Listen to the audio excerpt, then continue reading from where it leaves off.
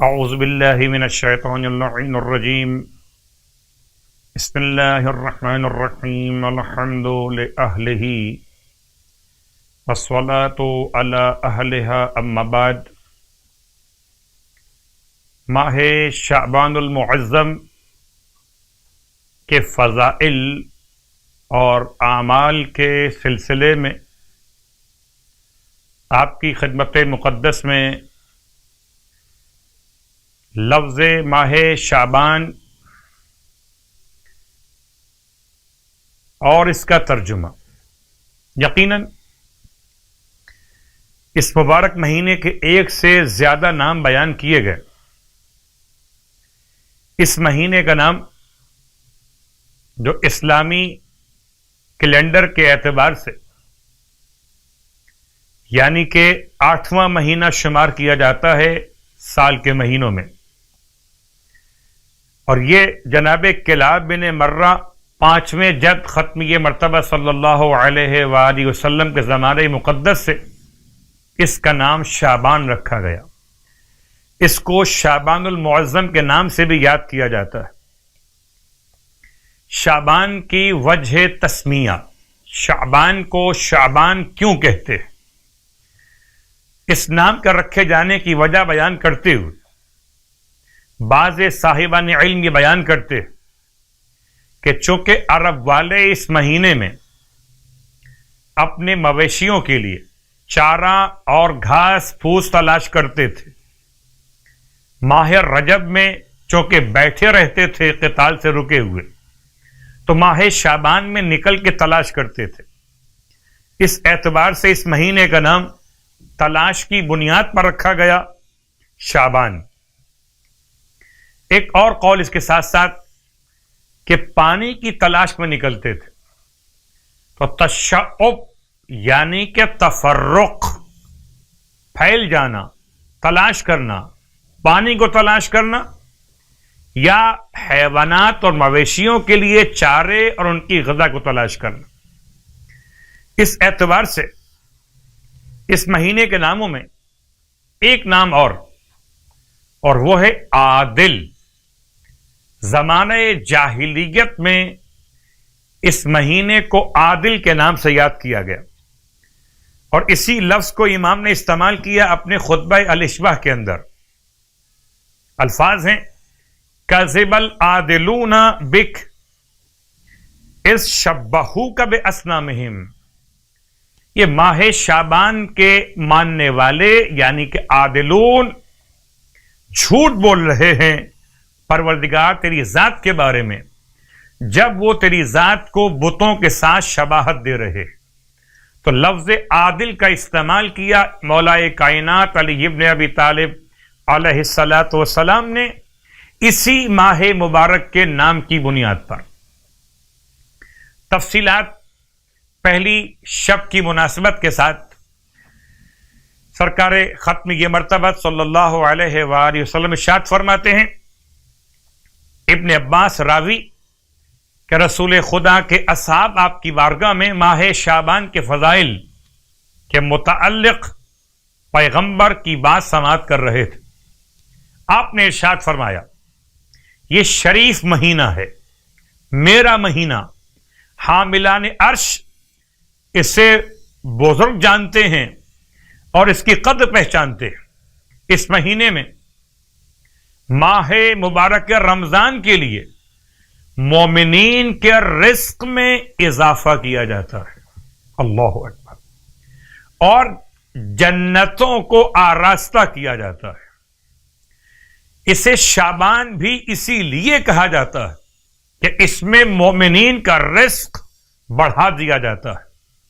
اس مہینے کے اعمال 70 مرتبہ دگنے کر دیے جاتے ہیں، برائیاں ختم ہو جاتی ہیں، گناہ مٹ جاتے ہیں، حسنات قبول کیے جاتے ہیں۔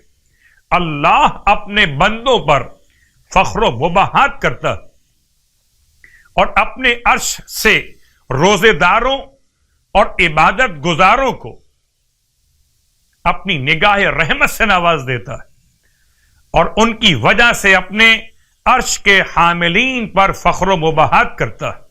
اس وقت جب آپ بیان کر رہے تھے مولا کائنات علی ابن ابی طالب علیہ السلام کھڑے ہو گئے، عرض کرتے یا رسول اللہ میرے ماں باپ آپ پر قربان جائیں، ماہ شعبان کے روزوں کے کچھ فضائل بیان فرمائیے تاکہ ہم اس ماہ کے روزے اور عبادت کی طرف زیادہ راغب ہو سکیں اور خدا تعالی کے لیے شب بیداری کریں۔ پس اللہ کے حبیب نے ارشاد فرمایا کہ جو شخص شعبان میں ایک روزہ رکھے گا خداوند عالم اس کے لیے 70 نیکیاں لکھے گا، اور ہر نیکی 1 سال کی عبادت کے برابر ہوگی۔ اب آئیے نماز کا بیان۔ تو پہلی نماز شب اول کے اعتبار سے سرکار ختم یہ مرتبہ صلی اللہ علیہ وآلہ وسلم ارشاد فرماتے کہ اگر کوئی شخص پہلی شب ماہ شعبان میں 100 رکعت نماز پڑھے، یعنی کہ 2 رکعت کر کے 50 نمازیں پڑھے، نیت شب اول ماہ شعبان قربتاً الی اللہ، یہ اپنی نماز قضاء عمری، ہر رکعت میں الحمد کے بعد اگر مستحب نماز پڑھ رہا ہے تو ہر رکعت میں الحمد کے بعد 1 مرتبہ سورہ اخلاص تلاوت کرے، اور نماز تمام کرنے کے بعد سورہ الحمد کو 50 مرتبہ تلاوت کرے۔ پس پروردگار عالم ارشاد فرماتا ہے کہ وہ راستہ برحق پر رہے گا۔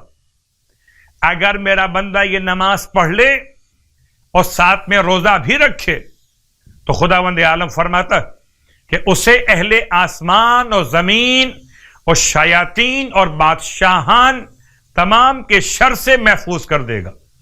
اللہ کے حبیب کے فرمان کے اعتبار سے کہ اس کے 70,000 گناہان کبیرہ معاف کر دیے جائیں گے، عذاب قبر سے دور ہو جائے گا، اور منکر نکیر تمام تر فرشتگان پروردگار کہ جو ویسے تو خوف کی علامت رہتے اس مومن کے لیے خوف کی علامت نہ بنیں گے۔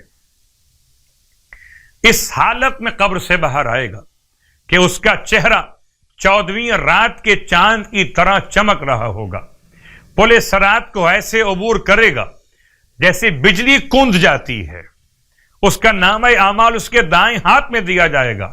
نماز 100 رکعت نماز، ہر رکعت میں الحمد کے بعد 1 مرتبہ سورہ اخلاص، اور نماز مکمل کرنے کے بعد 50 مرتبہ سورہ الحمد کی تلاوت۔ دوسری نماز شب اول کی، یہ نماز ہے 12 رکعت نماز، اللہ کے حبیب کی بارگاہ مقدس۔